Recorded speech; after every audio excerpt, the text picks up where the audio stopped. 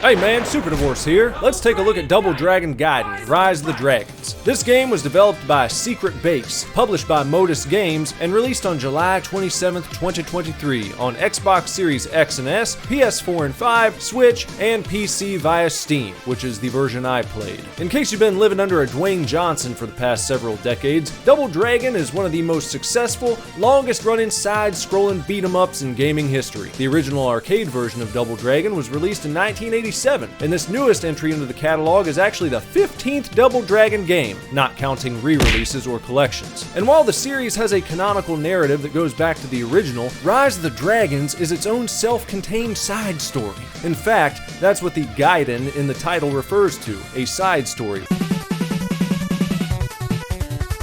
In the aftermath of a nuclear war, New York City has been reduced to mostly ruins, with gangs and crime lords ruling over the few spots that are still habitable. As fans might expect, it's up to brothers Jimmy and Bimmy.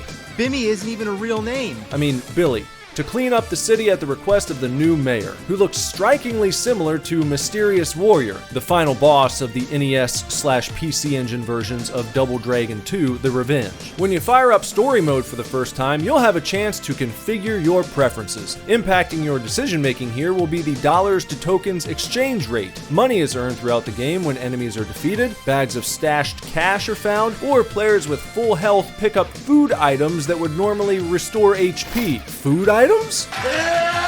Yeah, when you kill at least 3 enemies at once using your special attack, it's called a crowd control. For 3 enemies killed simultaneously, you're presented a hot dog. 4 enemies gives you a nice tasty burger, and 5 or more gives you a delicious looking turkey. Remember, if your health is full, these health drops are converted into cash and added to your running total, so avoid taking damage. When a run ends due either to a game over or a completion, the money collected during that run is converted into tokens, which can then be used to unlock new characters, tips, artwork, and music.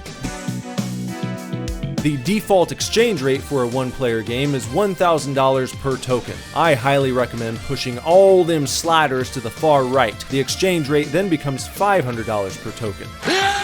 Before any unlocks though, there are 4 characters to choose from: Billy Lee, Jimmy Lee, Billy's girlfriend Marion, and Uncle Mateen, a newcomer to the series who looks an awful lot like Blaster from the Double Dragon animated series, and whose name can be seen atop Billy and Jimmy's garage in the original game. As I mentioned, you get to pick whichever 2 characters you like, and you can tag in your waiting partner as often as you want, so long as your tag/special bar is full. Each fighter plays differently with their own strengths and weaknesses, so try them all in different combos and see what suits your play style. And speaking of play style, you decide in which order you'd like to take down the criminal scum in the game. You've got MG Willie's gang in the warehouse setting of Killer's Fortress, Royal's hideout where you fight through train stations and subway cars to end up facing Duke, Triangle Junkyard, home to the Triangle Cult and their leader Anubis, and Okada Clan HQ, where you fight through casinos and dojos to a rooftop showdown with Lady Okada. On my first complete run through the game, I went with Marion and Jimmy. However, 9 of the game's villains can also be unlocked and selected for action. Mini bosses Abobo, Bernov, Chintai Mei, and Linda, as well as gang leaders MG Willie,